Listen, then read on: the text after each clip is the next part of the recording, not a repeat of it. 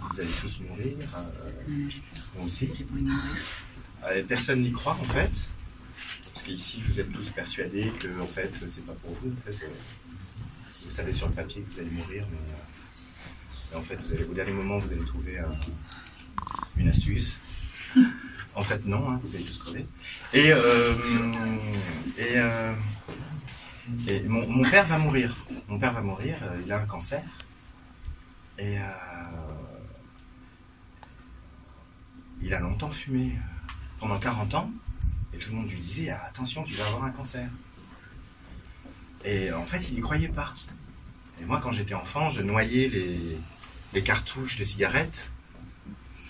Bon, je l'ai fait une fois, parce qu'après, je me suis pris une rouste phénoménale. Des Gauloises sans filtre. Quand on faisait Paris-Marseille, il nous faisait un aquarium. Pour ceux qui fument de l'herbe, un aquarium, c'est quand on se ferme dans une voiture et qu'on fume à plusieurs, les vitres fermées. C'est assez génial parce que ça crée une sorte de soufflette géante permanente. Donc ça déchire, mais vraiment très bien. Il ne faut pas conduire juste derrière, évidemment. Hein.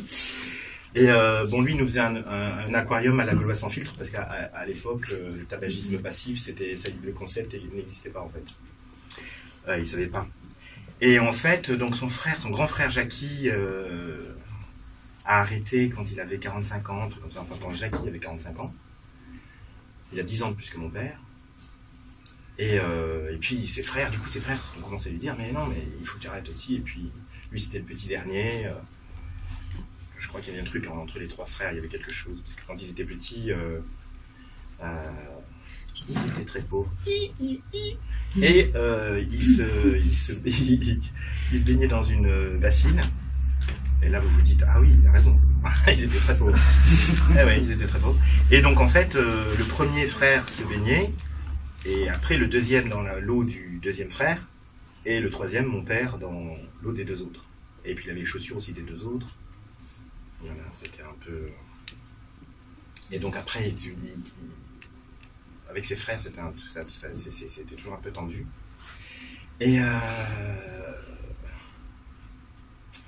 Et donc il n'a pas arrêté. Et puis en fait, quand il a eu un cancer, il était super surpris. Mais vraiment surpris. Quoi ? Un cancer des poumons ? Mais pourquoi ? Voilà. Alors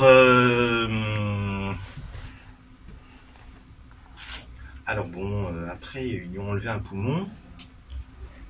La veille de l'opération, j'ai rejoint au café Gambetta et il fumait.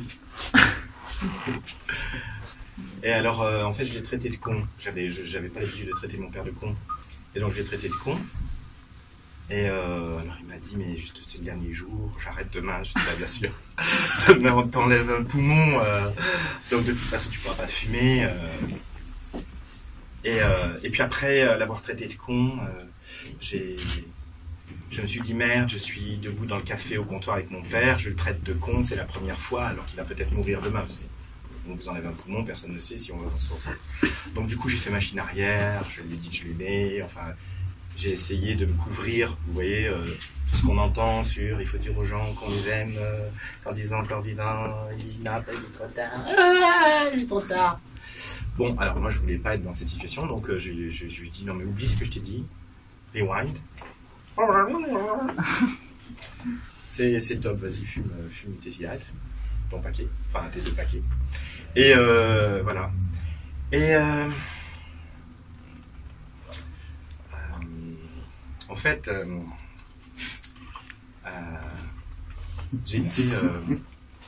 j'étais quand même assez ému. Il était à Maryland Long. Puis il s'en est sorti, mais il avait une grande cicatrice, parce que maintenant ils ne vous opèrent plus par le centre pour ouvrir la cage thoracique, ça abîme la structure. Ils ouvrent par le côté, ils écartent les côtes, et ils vous opèrent le poumon par le côté. Et après ils referment les côtes, après c'est 2 mois à l'hôpital, mais avant ils sciaient le sternum et ils ouvraient la cage thoracique, et c'était vraiment un problème après, c'était beaucoup plus long. Enfin bref, c'est à cette époque-là que moi je me suis mis à fumer. Bon, ça me coûte très cher au long cours avec un psychanalyste lacanien. J'ai beau décomposer les choses. Alors, Imatique, en fait, c'était une manière de prendre la place de mon père, ou que mon père reste près de moi, ou je sais pas quoi, etc. Alors qu'en fait, à l'origine, moi, j'ai commencé à fumer de l'herbe. Parce que je m'étais dit, justement, je ne vais pas fumer de cigarettes. Donc, j'ai fumé de l'herbe. Mais comme un con, je n'avais pas fumé jusqu'à très tard. J'ai mis du tabac dans les joints. Et après, quand j'ai voulu arrêter l'herbe, c'est assez facile d'arrêter l'herbe. Au bout d'un ou deux jours, c'est terminé. Et ça n'allait pas, je me sentais très très mal, etc. En fait, j'étais accro à la nicotine. J'ai arrêté, hein. Mais, enfin, pour le moment, pas tout de suite. Il faut avoir la force, c'est un truc, on peut arrêter à n'importe quel moment. Et ceux qui fument pas ne comprennent pas. Moi, je comprenais pas avant, en fait. À quel point c'est puissant, c'est addictif, c'est quelque chose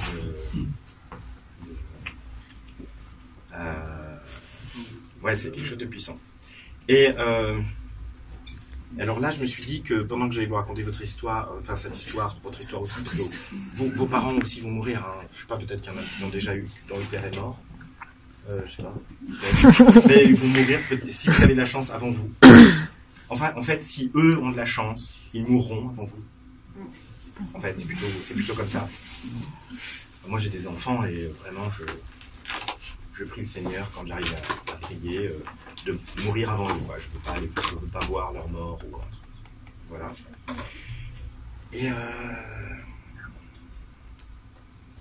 Et après, quand j'ai commencé à fumer, et du coup, j'avais tous les gestes, tout, parce que tout était dans l'enfance, vraiment, la manipulation, c'était incroyable.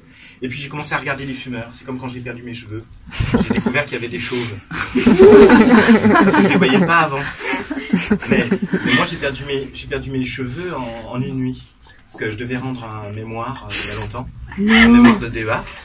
J'étais à la bourse, c'est la fin de l'année, et donc j'ai écrit en 5 jours, 50 pages. J'ai pas dormi. Je suis allé rendre mon mémoire de DEA, je suis rentré chez moi, je me suis couché, j'ai dormi du lundi au mercredi, je me suis réveillé le mercredi, je vais sous la douche et les cheveux tombent. Je sors de la douche, je vois des cheveux comme une longue barre de cheveux dans le lit, parce qu'en fait, j'avais roulé dans le lit, en dormant, et donc ça avait fait, putain, panique à bord, je vais voir un médecin, etc., il me dit c'est psychosomatique, ça va repousser.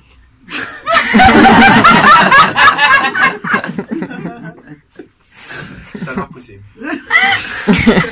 À un moment, j'ai essayé les lotions pour faire repousser. Il faut faire très attention parce que si ça coule sur votre front, vous vous retrouvez une iroquoise. Et puis ça coûtait super cher. Et puis le matin et le soir, il fallait se masser le crâne. Et je me suis dit, c'est pas possible, ça peut pas être ma vie, ça. Donc, et j'ai regardé et j'ai découvert qu'il y avait différents chauves. Il y avait poivre d'Arvor avec parce que j'avais des restes, j'avais des sortes de... Et puis, j'étais désespéré. Je connaissais Gérard Jugnot. Et je me suis dit, putain, c'est pas possible. Il a l'aura de Gérard, mais je veux pas de sa vie. Et après, celui qui m'a sauvé du désespoir, c'est Jean-Marc Barr. Je me suis dit, putain, Jean-Marc Barr, ouais, quand même. Alors après, j'ai essayé de vendre aux gens que j'avais peut-être moi, Jean-Marc Barr, enfin quelque chose de ça.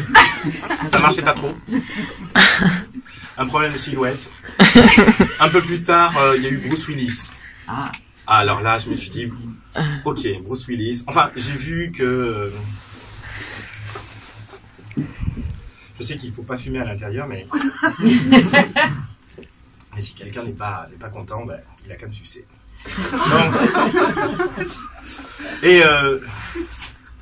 Et en fait... Bon bah voilà quoi, moi je me suis mis à fumer, à ne pas réussir à arrêter de fumer. Et c'est bizarre parce que mon père ne m'a pas engueulé. Mon père a vu, je me suis mis, il vient d'Haïti. Il est parti il y a 20 ans, quand il a divorcé de ma mère. Et avant de monter dans l'avion, il a dit à moi et ma sœur, il y a 20 ans il n'y avait pas ni téléphone portable, ni internet, ni rien du tout. Hein. Quand on partait. Hein. D'ailleurs, même si on partait à Amiens, mais là, c'était à Tahiti. Et il nous a dit, sa dernière phrase, c'est « J'ai choisi l'endroit sur Terre le plus éloigné de l'endroit où habitait votre mère. Et si j'avais pu aller sur la Lune, j'y serais allé. » Ma sœur l'a très très mal pris. Un problème de DIP. Moi, ça allait. L'avantage de l'EDIP, parce que pour moi, c'était cool. Et mais bon, il m'a manqué après quand même. Hein. Et puis après, il y avait les premiers Skype où on parlait pendant une demi-heure de « Tu m'entends ? Tu m'entends ?» Enfin, c'était pas Skype, c'était MSN. MSN, c'était un truc infernal. Et maintenant, c'est super. Hein. Maintenant, c'est vraiment bien. Même sur Tahiti, c'est fluide, grande image et tout ça. Il m'a vu fumer. Il m'a rien dit. Enfin, si. Il m'a demandé ce que je fumais. Alors je lui ai dit des Marlboro. Il me dit « Ah bon, tu fumes pas des gauloises ?» Non, j'ai un peu fait dans la variation. Et il y a un filtre. Je suis désolé, papa, je suis pas à la hauteur. Et en fait, à un moment, je suis allé le voir. Et il a eu un deuxième cancer. Il s'est remis du cancer du poumon, puis il en a eu un deuxième. Et là, c'était pas opérable. Et alors, bon, il m'a payé le billet parce que à l'aller-retour Paris-Tahiti, Tahiti-Paris, c'est pas du tout comme si vous allez à Amiens, en fait, financièrement parlant, rien que le voyage. Et après, Tahiti, c'est horrible. Il n'y a pas de plage. C'est une île volcanique. Les seules plages sont artificielles, fabriquées par les hôtels. Il y a de grandes autoroutes, énormément de misère. C'est la France, hein. Il faut que vous le sachiez, c'est la France. Mais il y a des bidonvilles. C'est pas une pub Tahiti, du Tahiti douche, hein, Tahiti. C'est des grands bidonvilles, avec des gens en short. Hein. Et pendant ce temps-là, Gaston Floss, lui, il chope tous les milliards. C'est le potentat du coin, qui a financé en son temps les campagnes de Jacques Chirac. Et avec mon père, donc, on est allé dans une autre île. Les îles, par contre, sont très belles. Moorea, qui est une île extraordinaire parce que on revient au 19e siècle, c'est comme Gauguin. Enfin, vraiment, là, d'un seul coup, c'est la nature pure et dure.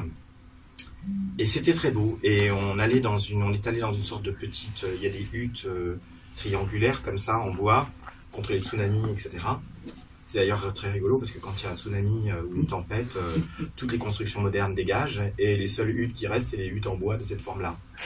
Et moi, je me suis toujours demandé, parce qu'il y a quand même beaucoup de cabinets d'architectes qui passent leur temps à se toucher le bout du gland sur oh, c'est un truc qui réagit au soleil, et puis avec, oui, on va végétaliser la façade et tout. Je me suis dit, mais pourquoi ils continuent à construire comme à Amiens, à Tahiti? C'est bizarre. Non, mais c'est vraiment bizarre. Donc, et là, ce soir-là, il m'a dit...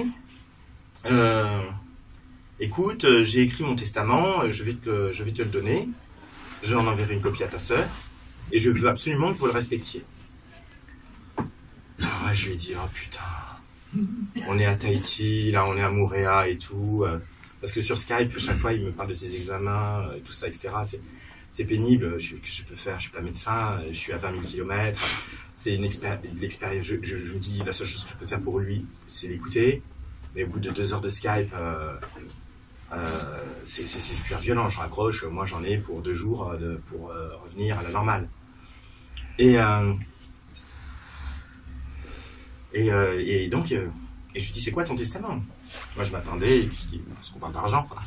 Je dis, il faut quand même qu'il y ait un avantage à toute cette histoire. Et non, pas du tout. Et il n'y avait rien qui concernait ses possessions dans le testament. Et par contre, ça tenait essentiellement dans la répartition de ses cendres. Parce que, il m'a expliqué, je ne veux absolument pas de lieu, de tombe, je ne veux pas d'endroit où on puisse se recueillir sur ma mémoire. Je veux donc être incinéré et qu'on disperse mes cendres de manière très précise. Et donc, il y avait tous les 8e de cendres, avec à qui devait les disperser, à quel endroit, etc. et tout. Et moi, j'avais droit à un 8e, je crois. Et j'ai été vexé. Je me suis dit, merde, je suis son fils, et j'ai qu'un 8e des cendres. Ça a été ma première réaction, ça a été d'être vexé. Je me dis, vous verrez. Donc, quand ce sera votre tour, vous serez vexé aussi. Et bon, alors il me dit, voilà, ça c'est pour Corinne, c'était sa nouvelle copine à l'époque, mais qui, 15 jours après l'annonce du 2e cancer, elle l'a quitté. Et puis, mais il voulait quand même caler une part des cendres. Je crois que c'était encore le dépit amoureux ou quelque chose comme ça. Enfin bref, il y avait plein de trucs familiaux pénibles. Et puis moi, je lui dis, mais alors, qu'est-ce que je peux faire de tes cendres? Il me dit, tu les répands, mais je dis, est-ce que je peux les garder dans une urne? Et il me dit, non, je veux que tu t'en sépares. Alors je lui ai dit, mais c'est dégueulasse, parce que moi je voudrais un endroit pour me recueillir. Mais lui, c'est un marxiste, athée, à fond les manettes. Il nous a éduqués dans le rationalisme hardcore, etc. Mécaniquement, je suis devenu mystique. Et donc j'ai bien regardé ce que spécifiait ce qu'interdisait ou permettait son testament. Et je lui dis, donc là, c'est vraiment tes volontés. Donc si je respecte ces volontés-là, je suis bon. Et il m'a dit oui. On a un peu parlé de ses frères qui ne voudront jamais. Je vais être tout seul en face de ses frères ils vont vouloir un enterrement, etc. Je sais que ça va être très pénible. Voilà. Et finalement, je lui ai dit, bah, écoute, moi je vais en disperser une partie, mais le reste, je vais faire un gâteau avec, et puis je vais manger ce gâteau, et je serai ta tombe. Je trouvais ça intéressant. Et puis, sur le moment, c'était pas interdit par le testament, parce que j'avais pu les cendres, je m'en séparais. Il n'avait pas interdit de les manger. Et donc, et là, il m'a regardé, et il s'est arrêté un moment, et il m'a dit, tu es fou, Alié. Et moi, je lui ai dit, bah non, c'est toi le taré, tu refuses. J'ai dit, j'avais pas traité de con, taré, on peut le dire avec affection.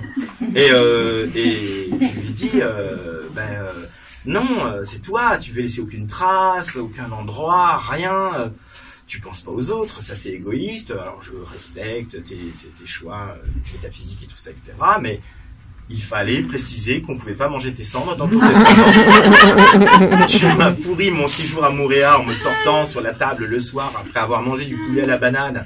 Ton putain de testament, là, ça fait 2 heures qu'on parle de la répartition de tes cendres.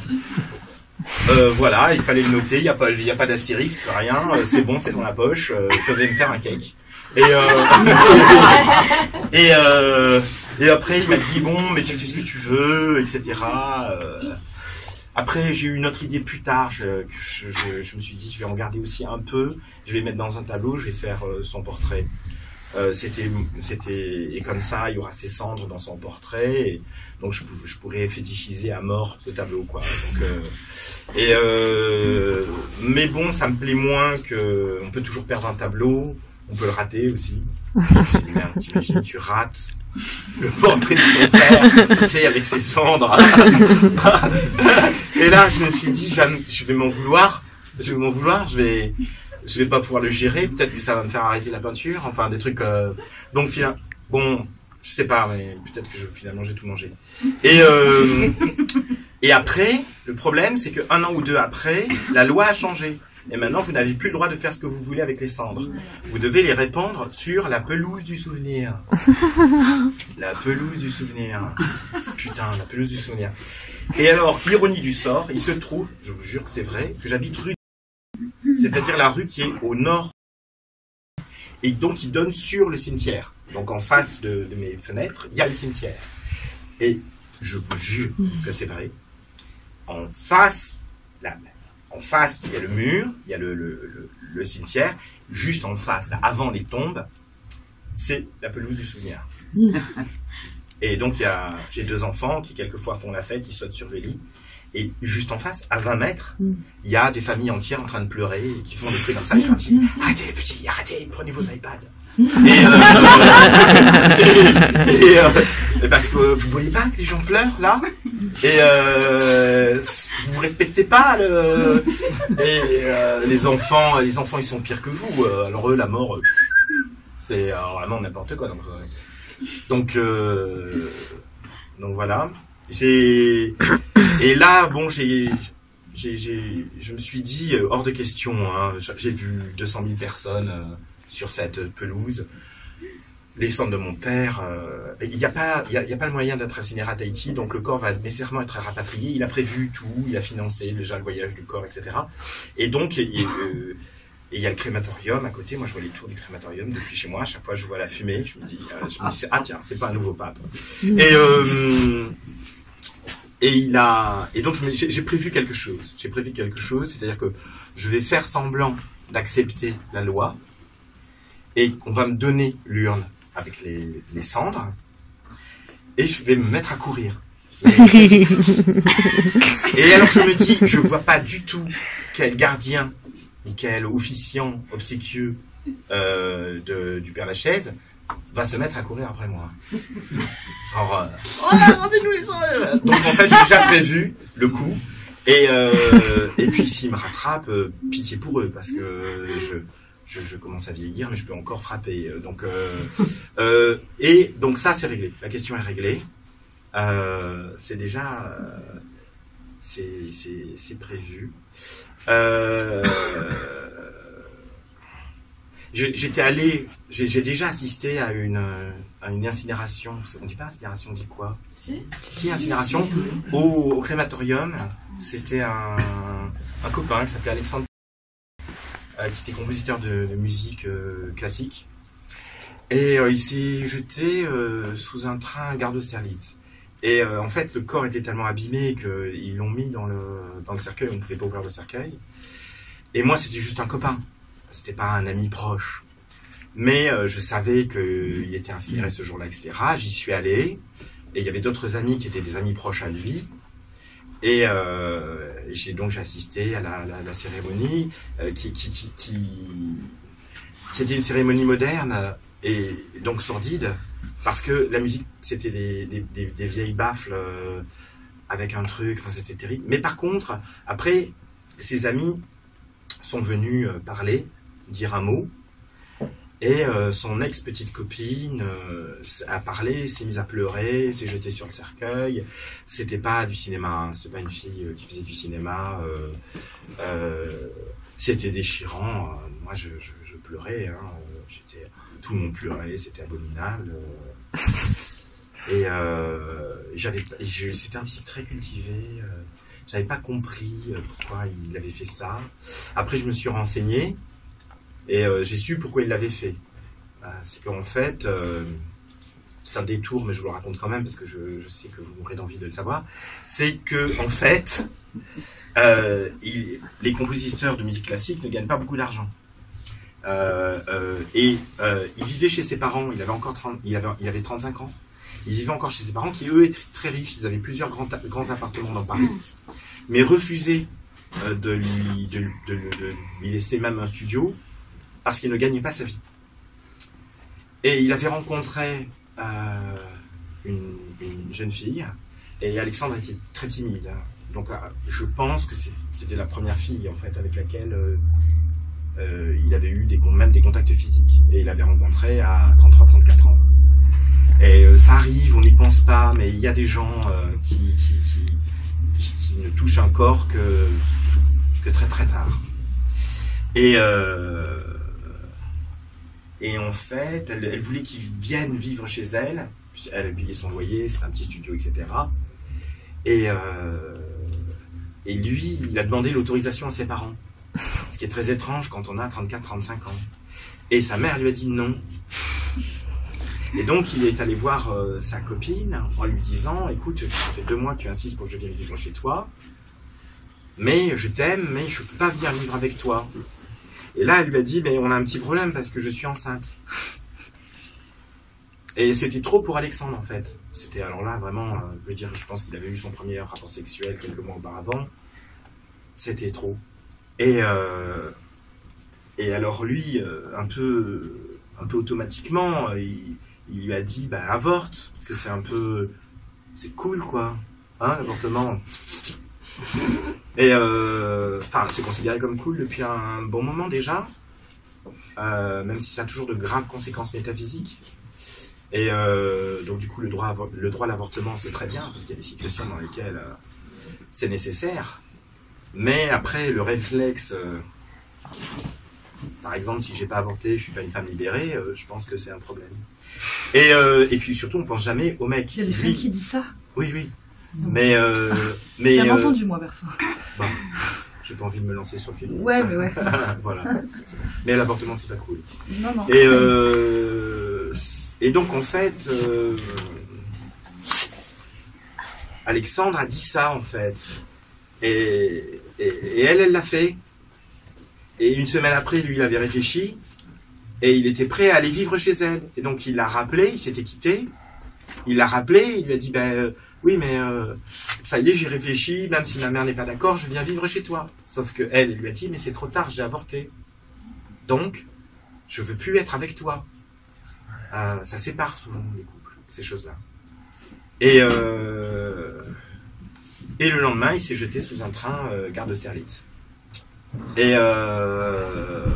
donc, en fait, je me demande, quand je serai au même endroit pour l'incinération de mon père, ça va me faire bizarre. Je suis sûr que ça va me faire bizarre. Et c'est cette fille qui s'est jetée sur le cercueil et qui était déchirée parce qu'elle l'aimait, en fait. Hein. C'était très pénible. Et je me demande, est-ce qu'à cet endroit-là, ça va me faire... je vais penser à Alexandre au moment de l'incinération de mon père. Sans doute, peut-être pas. Est-ce qu'il va falloir faire un discours qui y aura parce que les gens, quand ils meurent un peu vieux, c'est pas qu'ils ont plus d'amis, c'est que leurs amis sont morts. Et donc, en fait, ils ont eu des amis qui ne peuvent pas venir à leur enterrement, évidemment, puisque eux-mêmes fument les violettes par la racine. Voilà. Donc,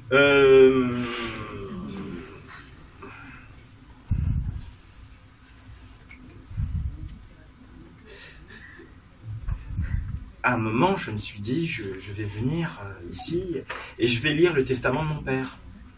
Et ça sera un texte, ça sera pas de la littérature, ça sera une sorte de documentarisme auto-fictif. Et hier encore, je croyais que j'allais lire le testament de mon père. Je vais lire, bonjour, je vais lire le testament de mon père, je lis le testament. Et puis après, je me suis dit, je peux pas faire ça. Je voulais raconter un peu le testament, mais je peux pas faire ça parce que c'est quand même très privé et en fait, moi, j'ai pas la force, c'est pas une force, j'ai pas la violence de quelqu'un comme Christine Angot. Je peux pas révéler des secrets sans le consentement de la personne. Je pense pas que l'idéal littéraire permette à l'autofiction de faire n'importe quoi. Donc je suis plutôt, je serais plutôt sur une position à la Camille Laurence, c'est-à-dire que si je raconte un secret, je cache les noms ou alors j'ai l'accord des gens. Mais après je me suis dit oui, mais c'est juste une lecture. Après je me suis dit oui, mais quand même. Donc finalement, ce matin, je me suis dit j'ai plus rien à lire. Et je me suis dit, mince, Johanna va m'engueuler. Elle va me taper. Et puis je me suis dit bah non, je pourrais lire autre chose. J'avais pas envie. C'était pas un texte sur la mort. Ça me paraissait nul par rapport à ce que je vous ai raconté en fait. Et ça me paraissait complètement factice. Et je me suis demandé, est-ce qu'il est possible de...